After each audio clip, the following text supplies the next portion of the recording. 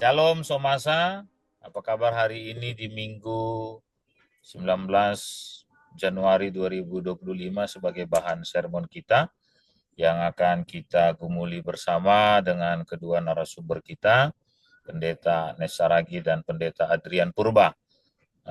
Dan mohon maaf kalau frame kami hari ini memperlihatkan kesibukan di awal tahun ya.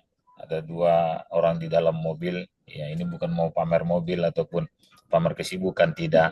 Ini tidak disengaja dan sangat tidak disengaja ya, tapi karena ini waktunya yang sangat mepet sekali karena esok hari beberapa pendeta akan ke Siantar mengikuti sidang majelis pendeta. Maka kita akan memulai sermon kita hari ini yang akan dipimpin oleh doa oleh Pendeta Adrian Purba. Kami persilakan, Bang. Baik, terima kasih Bang Pendeta Rolandi. Mari kita bersatu dalam doa. Terima kasih ya Tuhan atas kelimpahan kasih-Mu yang kami rasakan hingga detik ini, hingga hari yang Kau curahkan kepada kami. Kami boleh melanjutkan aktivitas kami, dan biarlah Tuhan kesempatan yang kami gunakan hari ini adalah kesempatan untuk memuliakan Tuhan, terkhusus melalui rekaman sermon ini Tuhan. Kami tim Masapot berupaya supaya firman Tuhan semakin disebarluaskan melalui platform YouTube ini. Terima kasih ya Bapa, sertailah kami, biarlah Roh Kudus yang memimpin dan memberi kami hikmat. Dalam Kristus Yesus kami berdoa. Amin.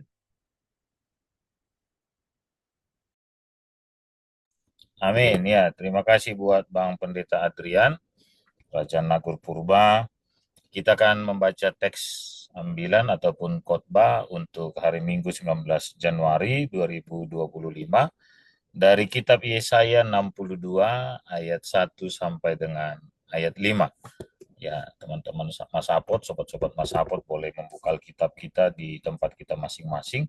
Saya akan membacakannya bagi kita semua. Yesaya 62 ayat 1 sampai dengan ayat 5. Demikianlah firman Tuhan. Keselamatan Sion akan datang dengan segera. Oleh karena Sion, aku tidak dapat berdiam diri. Dan oleh karena Yerusalem, aku tidak akan tinggal tenang sampai kebenarannya bersinar seperti cahaya dan keselamatannya menyala seperti suluh. Maka bangsa-bangsa akan melihat kebenaranmu, dan semua raja akan melihat kemuliaanmu, dan orang akan menyebut engkau dengan nama baru yang akan ditentukan oleh Tuhan sendiri. Engkau akan menjadi mahkota keagungan di tangan Tuhan, dan serban kerajaan di tangan Allahmu. Engkau tidak akan disebut lagi yang ditinggalkan suami, dan negerimu tidak akan disebut lagi yang sunyi, tetapi engkau akan dinamai yang berkenan kepadaku, dan negerimu yang bersuami, sebab Tuhan telah berkenan kepadamu, dan negerimu akan bersuami. Sebab seperti seorang muda belia menjadi suami seorang anak dara, demikianlah dia yang membangun engkau akan menjadi suamimu. Dan seperti girang hatinya seorang mempelai melihat pengantin perempuan, demikianlah Allahmu akan girang hati atasmu. Amin. Demikianlah firman Tuhan. Sobat-sobat Masapot, kita memberikan tema sesuai dengan tema yang kita dapatkan dari gereja, yaitu bangsa-bangsa melihat kebenaran dan kemuliaan nama Tuhan. Iya, sobat-sobat Masapot, mari kita bersama-sama akan mendalami sampai merefleksikan konteks daripada Yesaya 62 ayat 1 sampai dengan ayat 5. Maka kami persilakan pertama sekali kepada Pendeta Adrian, selanjutnya kepada Pendeta Agnes, yang pada sesi pertama ini boleh menceritakan latar belakang, konteks sejarah dan sosial saat pasal ataupun perikop ini boleh dituliskan. Kami persilakan kepada Pendeta Adrian. Ya, terima kasih Pendeta Rolandi. Baik Sobat Masapot, alangkah baiknya kita mulai sedikit mengulas historis dari perikop kita, Yesaya 62. ini tergolong ke dalam Trito Yesaya atau Yesaya yang ketiga dari pembagian sejarah perjalanan Israel sebelum pembuangan, di masa pembuangan, dan pasca pembuangan. Jadi konteks perikop kita di pasal 62 ini adalah konteks di Trito Yesaya yang artinya merujuk kepada kondisi bangsa itu yang mengalami pemulihan, mengalami proses di mana mereka akan mendapatkan pembebasan atau keluar dari pembuangan itu. Itu makanya kita melihat jiwa ataupun nuansa yang dibangun di dalam Trito Yesaya ini adalah nuansa pengharapan, di mana bangsa Israel itu melalui Trito Yesaya diingatkan kembali akan janji Tuhan yang akan memulihkan bangsa Israel. Jadi di dalam konteks perikop Yesaya 62 ini secara jelas kita akan melihat bagaimana bangsa Israel akan mengalami proses pembaharuan hidup di mana mereka disertai oleh Tuhan bahkan dalam pembuangan sekalipun, dan detik-detik atau masa-masa menjelang mereka akan segera mengakhiri proses penderitaan mereka di dalam pembuangan itu. Saya kira secara historis itu yang bisa saya sampaikan sedikit mengenai perikop Yesaya 62 ini, Bang Pendeta. Ya, terima kasih. Lanjut mungkin Mbak kepada Pendeta Agnes. Ya, terima kasih atas penjelasan Bang Adrian tadi sebenarnya sudah mencakup bagaimana latar belakang dari Yesaya 62 ini ya. Hanya memang kita sama-sama memahami selain Yesaya ini dibagi menjadi tiga dan perikop yang kita bahas dalam teks ini merupakan bagian dari ketiga kitab Yesaya ini, kita juga menyadari bahwa sesungguhnya Yesaya ini secara keseluruhan itu mengusung tema penghakiman atau hukuman dan keselamatan yang dilakukan oleh Allah. Kita semua tahu kenapa bangsa Israel itu bisa sampai ke Babel. Bagaimana mereka berlaku di hadapan Allah, bagaimana iman mereka kepada Allah, bagaimana perjalanan kerohanian mereka. Dan kalau tadi kita membaca ya mulai dari ayat 1 sampai dengan ayat 5, saya boleh mengatakan di sini bagaimana perselingkuhan rohani yang dilakukan oleh bangsa Israel yang kemudian menimbulkan hukuman kepada mereka dan mereka bisa sampai ke Babel gitu. Jadi benar apa yang dikatakan oleh Pendeta Adrian tadi bahwa keadaan yang sudah dihadapi oleh bangsa Israel di Babel, baik itu penindasan, baik itu hukuman, penderitaan. Nah, ternyata dalam Yesaya ini kita menjumpai ya bahwa badai pasti berlalu gitu.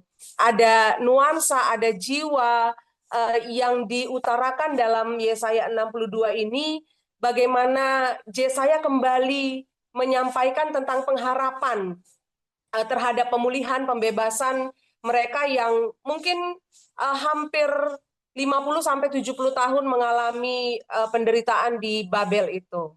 Mungkin itu menjadi pengantar juga yang boleh saya sampaikan. Terima kasih, Bang Rolandi. Ya, terima kasih buat Pendeta Adrian dan juga Pendeta Agnes. Yang saya catat adalah bagaimana proses pembaruan hidup itu sedang dialami dalam pembuangan bangsa Israel di Babel, dan pada pasal perikop 62 ini segera detik-detik itu akan mereka alami. Dan Pendeta Anies tadi menekankan pembaruan hidup ini adalah karena sikap bangsa itu yang tadi dengan sangat ekstrim disebutkan dengan perselingkuhan ya yang mereka lakukan terhadap Tuhan, sehingga mereka mengalami penindasan, hukuman dan penderitaan.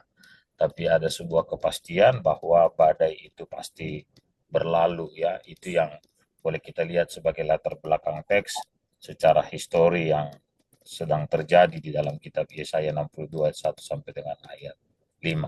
Yang kedua terkait dengan apa yang disebutkan oleh Pendeta Agnes dan juga Pendeta Adrian, kira-kira tema pemulihan atau identitas apa yang sedang ingin disampaikan dalam perikop ini, ya, terkait dengan tadi pembaruan, terkait tentang badai pasti berlalu, terkait tentang bangsa Israel yang mengalami penghukuman, penindasan karena perselingkuhan terhadap Tuhan yang mereka lakukan. Kira-kira mencerminkan harapan seperti apa, ya, atau janji seperti apa, atau kerinduan hati seperti apa yang sedang ataupun yang akan dialami oleh bangsa Israel terkait apa yang disebutkan dalam uh, dalam Yesaya 62, secara khusus pasalnya ayatnya yang kedua yang mengatakan, saya bacakan bagi kita pada ayat yang kedua seperti tema kita, maka bangsa-bangsa akan melihat kebenaranmu dan semua raja akan melihat kemuliaanmu dan orang akan menyebut engkau dengan nama baru yang akan ditentukan oleh Tuhan sendiri. Iya. Jadi tema pemulihan atau identitas seperti apa yang mau diperlihatkan dalam perikop ini. Mungkin dari Pendeta Agnes terlebih dahulu kami persilahkan. Ya, terima kasih. Ini menarik ya, karena kita melihat bagaimana setelah bangsa Israel menghadapi badai tanda kutip itu, nah ternyata ada harapan yang kemudian disampaikan kepada mereka. Maka kalau kita melihat tema pemulihan apa yang boleh kita ambil dari Yesaya 65 ini terkait dengan kehidupan bangsa Israel pada saat itu, saya memahami dan mengimani bahwa pada saat itu kehadiran Yesaya, kehadiran Allah di tengah-tengah bangsa Israel merupakan sebuah tindakan Allah yang mentransformasi kehidupan bangsa Israel. Jadi ada sebuah transformasi yang dilakukan oleh Allah di tengah-tengah kehidupan bangsa Israel itu, di mana melalui pemulihan itu Allah ingin memperlihatkan bagaimana kebenarannya, bagaimana kemuliaannya di kehidupan bangsa-bangsa lain gitu. Jadi tidak hanya di kehidupan bangsa Israel, tetapi juga di kehidupan bangsa lain. Jadi saya memahami seperti ini, Bang Pendeta Rolandi, bahwa setiap kita, baik itu bangsa Israel, baik itu kita yang sekarang ya, tidak menutup kemungkinan kan kita itu pernah mengalami, kalau bangsa Israel disebutkan mereka yang sedang ditinggalkan oleh pasangannya gitu. Saya mengambil istilah ini karena ada juga disebutkan di sini. Dia mengambil bagaimana mempelai laki-laki dan mempelai perempuan, kan begitu ya. Jadi sebegitu lamalah mereka ditinggalkan oleh pasangannya, mereka berada di dalam kesunyian, mereka merasa kesepian, mereka merasa bahwa pasangan itu diam terhadap apa yang sedang mereka hadapi gitu. Jadi saya memahami bahwa keadaan ini tidak hanya dialami oleh bangsa Israel. Kita di sini dan sekarang juga sering mengalami itu gitu. Mungkin ada banyak kita yang sering mengalami bagaimana keberadaan finansial kita gitu ya. Bagaimana keadaan pribadi kita secara personal, lalu bagaimana keadaan spiritual kita, lalu bagaimana keadaan keluarga kita. Nah, kalau bolehlah saya mengatakan bahwa ternyata ketika pun kita sedang berada di dalam keadaan yang menurut kita itu adalah keadaan yang payah, keadaan yang sulit, keadaan yang menekan, ternyata Tuhan menitipkan sebuah pesan di situ. Tuhan menitipkan sebuah tujuan di situ, dan bisa jadi itu menjadi satu cara yang Tuhan pakai untuk membawa kita pada sebuah proses pemulihan. Jadi seperti bangsa Israel yang pada saat itu dipulihkan oleh Tuhan, tidak hanya pembaharuan hidup secara spiritual, secara politik, bahkan pembaharuan, maksud saya ada pemulihan relasi juga ya, ada hubungan yang kemudian dipulihkan oleh Allah. Nah itu juga lah yang kita alami sekarang gitu. Bagaimana di tahun 2025 ini, di tahun yang baru ini, mungkin ini belum belum aplikasi ya Bang, tapi saya mengingat gitu ya. Bagaimana di tahun yang baru ini kita boleh memahami, menyadari, mengimani bahwa pemulihan yang sama juga boleh terjadi dalam kehidupan kita. Mungkin secara spesifik saya melihat bagaimana Tuhan memulihkan kita secara personal, finansial, keluarga dan lain segala macam. Jadi pemulihan itu yang mungkin boleh kita renungkan secara serius dan mendalam dalam kehidupan kita sekarang. Kalau kita melihat bagaimana Tuhan memulihkan kehidupan bangsa Israel. Terima kasih, Bang. Ya, terima kasih buat Pendeta Agnes. Ya, kita lanjut kepada Bang Pendeta Adrian. Ya, terima kasih Bang Pendeta Rolandi juga penjelasan yang cukup lengkap tadi dari Pendeta Agnes. Saya hanya menambahkan sedikit saja. Sepanjang sejarah Israel, kita mengenal sebuah pemahaman bahwa bangsa Israel tidak hanya dikenal sebagai sebuah nation, sebuah bangsa, tetapi ditambahkan dengan kata pilihan, bangsa pilihan Allah. Jadi dalam sepanjang sejarah Israel ada pemahaman di kalangan Israel, bahkan Allah sendiri pun memberikan pemahaman yang seperti itu, bahwa ketika Israel kalah atau Israel jatuh, maka pemahaman bangsa-bangsa di luar Israel, Allah Allah yang disembah oleh Israel juga mengalami kekalahan. Jadi ini menjadi sebuah pertarungan, bukan hanya pertarungan antara Israel melawan bangsa-bangsa lain, tetapi pertarungan antara Allah-Allah melawan ilah-ilah. Jadi Allah melawan ilah-ilah. Jadi perlu kita pahami mengapa pemulihan identitas ini menjadi penting, menjadi sebuah katakanlah ketika Allah sudah meng-announce pertama kali bangsa Israel adalah pilihannya, maka di bagian yang kemudian Israel jatuh ke dalam pembuangan, Allah dirasa perlu kembali untuk memberitahukan kepada seluruh bangsa-bangsa lain bahwa inilah bangsa yang kupilih dan melaluinya namaku akan dipermuliakan. Jadi saya setuju tadi apa yang dikatakan Pendeta Agnes, ini bukan hanya soal spiritualitas, tapi ini juga aspek politis, juga aspek secara ekonomi, aspek secara kehidupan bernegara, sehingga kesimpulan kita dalam sebuah tema yang mau kita usung ataupun kita mau coba gali adalah Allah memulihkan seluruh kehidupan Israel. Jadi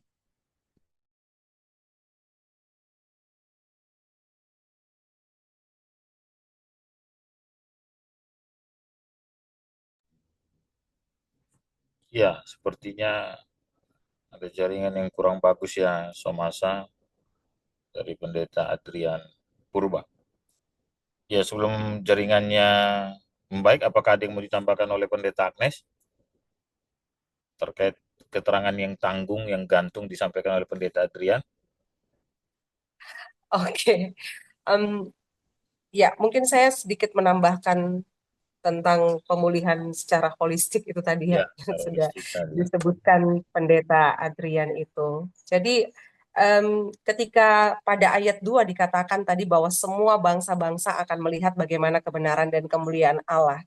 Pada ayat 4 itu ada sebuah penegasan, memang pemulihan itu bukan hanya sekedar pemberitaan begitu saja, gitu. Bukan hanya sebuah nubuatan saja, tapi memang ada ada sesuatu yang baru gitu. Pada ayat 4 inilah bentuk dari pemulihan itu bahwa ada yang berubah, tidak sama lagi, tidak sama seperti yang sebelumnya. Ada yang berubah, ada yang diubahkan begitu. Nah, kalau kita melihat di sini pada ayat 4, engkau tidak lagi disebut sebagai yang ditinggalkan suami gitu. Kadang kalau kita tidak terlalu jelas memahami apa sih maksudnya yang ditinggalkan suami gitu. Jadi kita memang memahami teks ini Allah sebagai mempelai laki-laki dan bangsa Israel itu sebagai mempelai perempuan gitu.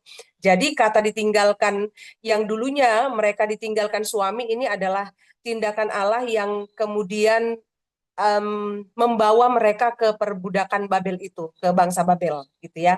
Dan tidak lagi yang ditinggalkan suami, tetapi pemulihan itu terjadi sehingga bangsa Israel tidak disebut yang ditinggalkan suami, tidak lagi disebut yang sunyi, tetapi mereka akan dinamai yang berkenan kepadaku dan yang bersuami. Jadi ini bentuk dari sebuah pemulihan menurut saya gitu. Ada sesuatu yang baru dan ada sesuatu yang berbeda gitu. Yang kemudian menunjang kehidupan mereka secara holistik dan melalui kehidupan mereka itu juga sama seperti yang dikatakan Pendeta Adrian tadi bahwa bangsa-bangsa lain akan melihat bahwa Allah Israel itu adalah Allah yang perkasa, Allah yang tiada bandingnya, Allah yang melebihi dari ilah-ilah yang ada di sekitar kehidupan bangsa Israel pada saat itu. Bahkan bangsa-bangsa yang besar yang memiliki ilah-ilah yang mungkin sebagian orang Israel itu selingkuh kepada ilah-ilah mereka gitu. Tapi kemudian Allah memperlihatkan kembali bahwa ya inilah aku dengan segala kekuatan, kebenaran, dan kemuliaanku gitu. Itu dia, Bang Pendeta Rolandi. Sudah masukkah, Bang Ya, Pendeta sudah. Adrian? Ya, silakan dilanjutkan tadi Bang Pendeta Adrian, pemulihan bangsa secara Ya, menyeluruh. Maaf, Sobat Masapot dan juga Pendeta Agnes dan Pendeta Rolandi, ini mungkin sinyal saya ya. Mungkin karena di dalam mobil ini, sekali lagi kayaknya dilarang kita dalam mobil ini. Terganggu ini. Ya, tadi sedikit lagi menambahkan, jadi pertaruhannya adalah Allah sendiri berinisiatif memulihkan Israel. Sehingga tema pemulihan itu adalah tema pemulihan yang seutuhnya. Jadi identitas, kerohanian, nama besar Israel, kehidupan yang layak, spiritualitasnya, semua Tuhan perhatikan. Jadi, kalaupun kita mau coba kaitkan dengan kehidupan kita di tahun 2025, ini juga merupakan janji Allah kepada setiap umatnya. Jadi, bagi saya, tema pemulihan ini sangat-sangat relevan, Bang Pendeta Rolandi dan juga Kak Pendeta Agnes. Jadi, pemulihan yang utuh, bukan hanya sebagian-sebagian kecil atau hanya menyentuh bagian-bagian yang mungkin orang lain atau bangsa lain anggap hanya di sosial politik, tapi Tuhan lebih mengerti dan mengetahui bahwa pemulihan yang seutuhnya lah yang dibutuhkan oleh bangsanya. Demikian Bang Pendeta Rolandi.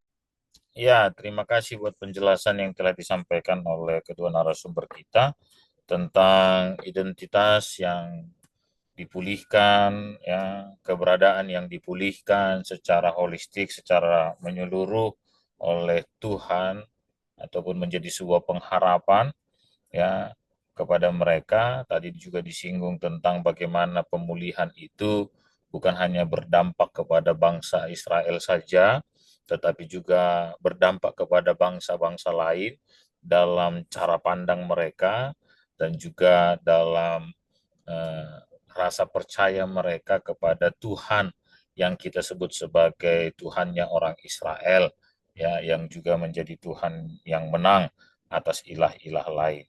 Dan tadi Pendeta Agnes juga sedikit memberikan apa nuansa tahun baru kita juga, bahwa bagaimana kita juga bisa merefleksikan hal ini terhadap diri kita sebagai secara personal, dalam diri kita, dalam keuangan kita, dalam keberadaan politik kita, dalam keluarga kita, dan juga dalam hal-hal lain, ya.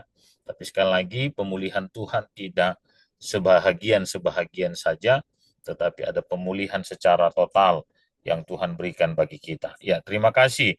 Oleh karena itu kita masuk pada poin yang ketiga. Sebelum kita masuk pada refleksi, saya ingin meminta penegasan terkait tentang apa yang Tuhan ingin sampaikan ataupun lewat perikop ini dengan istilah pada ayatnya yang ketiga, ya.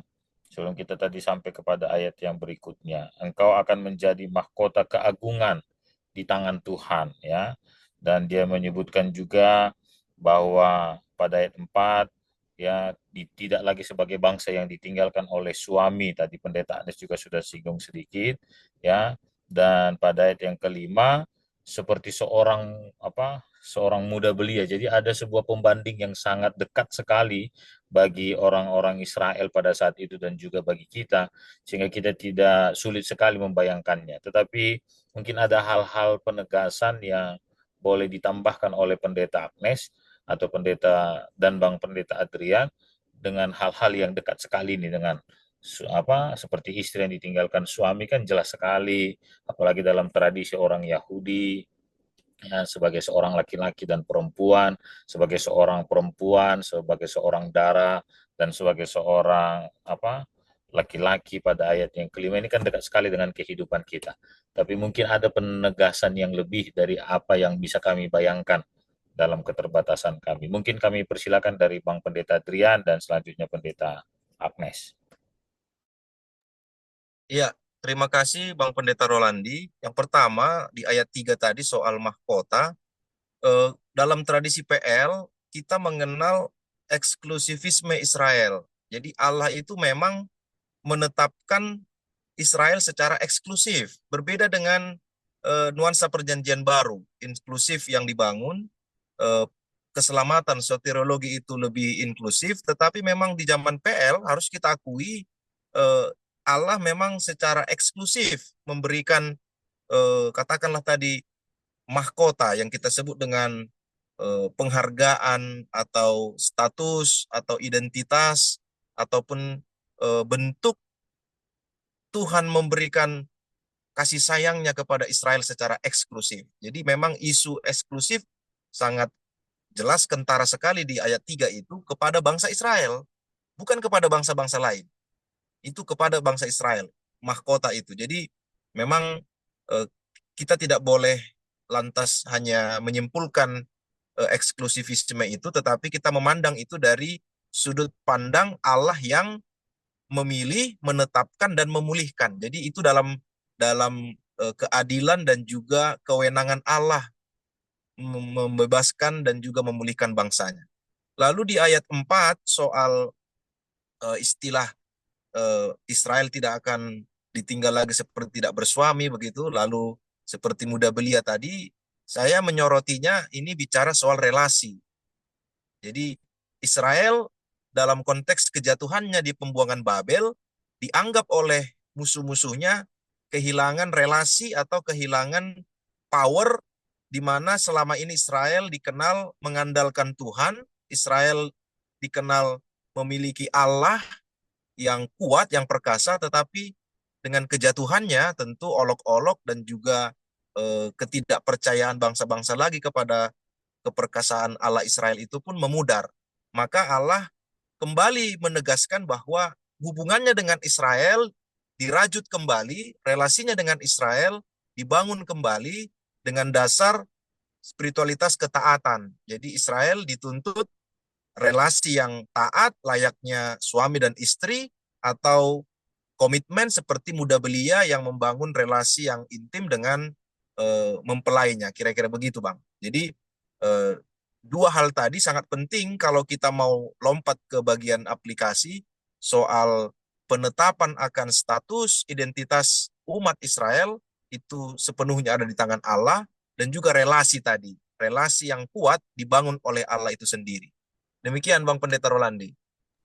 Ya, terima kasih ya penegasan yang ya bagi saya sendiri menambah ya wawasan karena mungkin saja tidak sampai pada hal itu tentang penegasan relasi dan juga tentang relasi dalam ketaatan dan juga tentang mahkota sebagai apa namanya ya apa istilah tadi Bang Adrian sebagai hadiah bukan hadiah sih tadi apa tadi Bang Adrian istilahnya Bang Adrian itu eh, Penghargaan. penghargaan ya penghargaan atas pembaruan bagi bangsa Israel tersebut.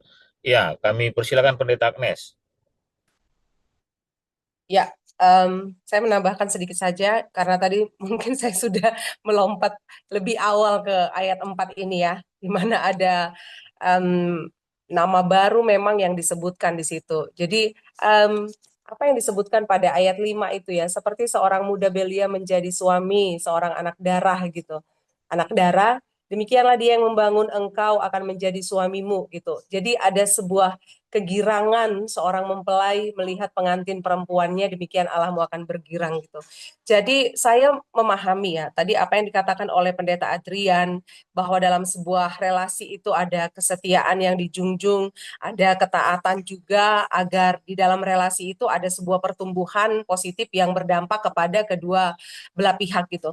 Tapi kalau kita melihat di sini, misalnya saya sebagai Boru Saragih gitu ya. Lalu kemudian ketika saya menikah dengan marga purba, maka saya tidak lagi menjadi Saragih, tetapi saya punya nama baru yaitu Nyonya Purba begitu. Jadi saya memahami bahwa ya seperti itulah gitu, bahwa ketika saya menjadi Nyonya Purba, saya akan menjadi tanggung jawab Purba dan mereka menjadi keluarga baru saya, mereka menjadi rumah baru saya, mereka jadi komunitas baru saya gitu. Jadi ini hal yang kembali diberitahukan oleh Allah kepada kita bahwa ketika pemulihan relasi itu terjadi, maka orang-orang Israel akan merasakan kembali bagaimana suasana bersama dengan Allah itu gitu. Jadi kalau kita berbicara tentang nama baru gitu ya, ketika Saulus berubah nama menjadi Paulus, itu kan nama baru gitu. Maka apa yang terjadi? Kita melihat kehidupan yang berbeda ya. Dari Saulus bagaimana kehidupannya, lalu dari Paulus bagaimana kehidupannya. Itu ada sesuatu hal yang berbeda. Dan saat Saulus berubah menjadi Paulus, justru nama Paulus inilah yang kemudian memancarkan kebenaran Allah dan kemuliaan Allah itu gitu loh. Lalu banyak juga ada beberapa perubahan nama dari Abram menjadi Abraham gitu. Jadi ini juga yang kemudian ditegaskan kepada kita. Dan saya yakin bahwa firman ini tidak hanya kepada orang-orang tua, tetapi ini juga intergenerasi gitu ya. Bagaimana kaum muda juga boleh memahami ini, bahwa kita adalah orang-orang yang sudah ditebus gitu. Mungkin pada saat itu orang-orang Israel merasakan bahwa mereka adalah orang-orang yang ditelantarkan, mereka adalah orang-orang yang dibuang, tapi setelah pemberitaan ini diberitahukan bahwa mereka adalah orang yang diselamatkan. Ada sebuah nama yang diganti. Mereka adalah orang yang dipulihkan, mereka adalah orang yang dibebaskan, tidak lagi menjadi tahanan, tidak lagi menjadi tawanan gitu. Jadi saya tadi sebentar mengingat ya Bang Pendeta, bagaimana komunitas muda-mudi sekarang gitu. Jadi ketika saya memahami, ketika komunitas atau ketika seorang pemuda-pemudi memahami bahwa dirinya adalah orang yang sudah dipulihkan, orang yang sudah diselamatkan, dan mereka tampil sebagai orang yang sudah diselamatkan, saya membayangkan keselamatan seorang pemuda itu akan berdampak pada keselamatan sebuah gereja gitu Bang. Pemulihan sebuah gereja, keselamatan sebuah bangsa, keselamatan sebuah negara, pemulihan sebuah bangsa. Jadi untuk kaulah muda dimanapun berada, mari menerima dengan terbuka pemulihan yang Tuhan akan lakukan dalam kehidupan kita gitu. Atau mungkin kita sudah dipulihkan tapi kita nggak aware gitu, kita belum menyadarinya gitu. Jadi ingatlah 20-30 tahun ke depan em, keselamatan sebuah gereja dan bangsa itu, saya bukan mau memberikan tanggung jawab gitu ya, tapi secara logika lah itu akan berada di tangan pemuda-pemudi yang ada sekarang gitu. Jadi firman Tuhan ini juga sampai kepada kita dimanapun berada, mari sama-sama menerima nama baru itu. Nama baru, misalnya saya ya, apalah yang kira-kira boleh kita renungkan secara serius dan mendalam? Mungkin seperti ini. Sederhana banget ya, Bang Rolandi. Saya adalah orang yang terlantar misalnya. Saya adalah orang yang kesepian gitu. Tapi setelah mendengarkan firman ini kita memiliki konsep baru, oh bukan. Saya adalah orang yang dikasihi gitu. Jadi itu secara sederhananya, Bang Rolandi. Jadi dimanapun kita berada, jangan pernah merasa bahwa kita adalah orang yang terasing, kita adalah orang yang terbuang. Tidak. Kita orang yang sudah ditebus oleh Tuhan 2000 tahun yang lalu. Dan penyertaannya, pemeliharaannya, janjinya, itu nyata sampai dengan sekarang. Terima kasih, Bang Rolandi. Ya, terima kasih buat Pendeta Agnes. Mungkin kita langsung saja, adakah untuk sebagai refleksi ataupun aplikasi yang mau disampaikan kepada kita oleh Pendeta Agnes ataupun Pendeta Adrian, 1 menit 1 orang. Silakan Bang Adrian.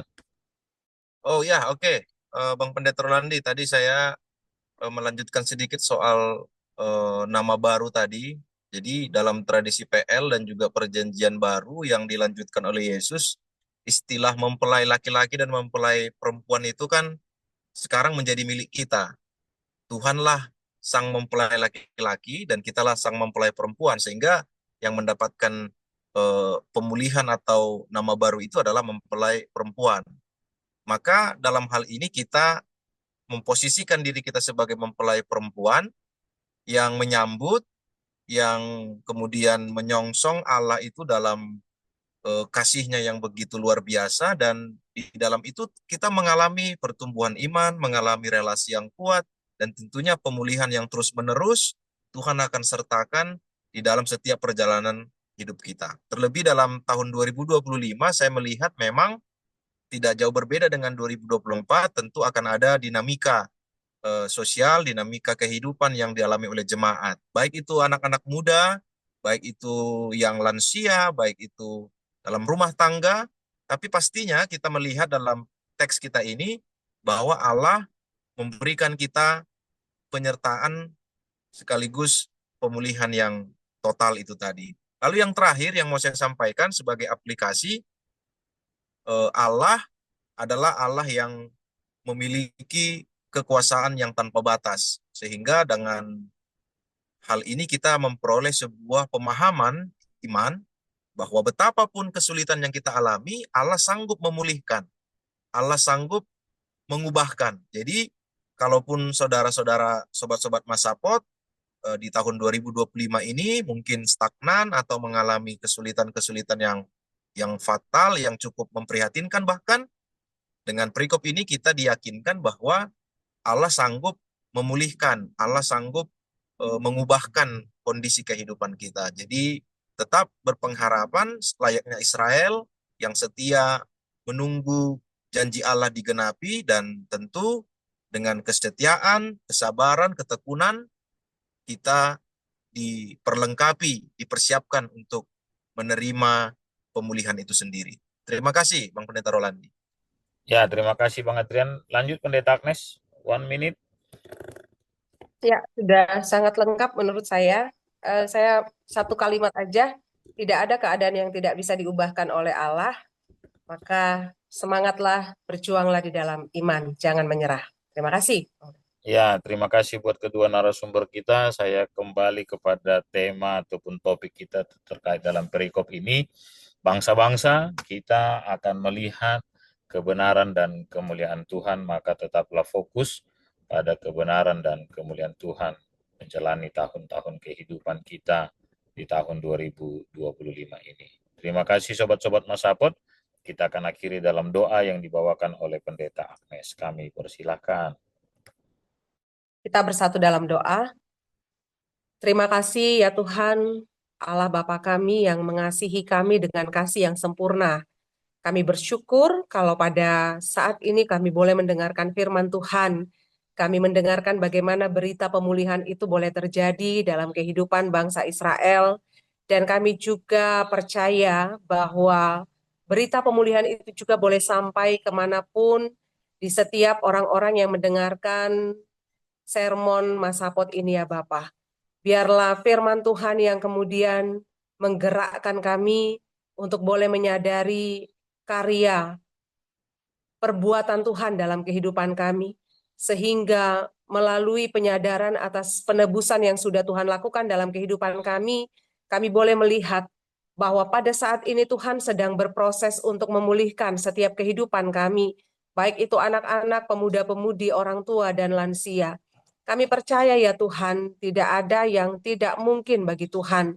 Segalanya menjadi mungkin jika kami boleh beriman teguh kepada Allah, jika kami boleh terus berpengharapan kepada Tuhan, maka Tuhan akan memberikan hikmat kepada kami untuk bisa memahami apa yang tidak bisa kami pahami, untuk bisa menjalani apa yang mungkin sulit untuk kami jalani. Karena itu ya Tuhan, tolonglah kami untuk berserah secara penuh kepadamu, bersandar secara penuh kepadamu, sehingga dalam perjalanan iman dalam nama Tuhan Yesus kami berdoa. Amin.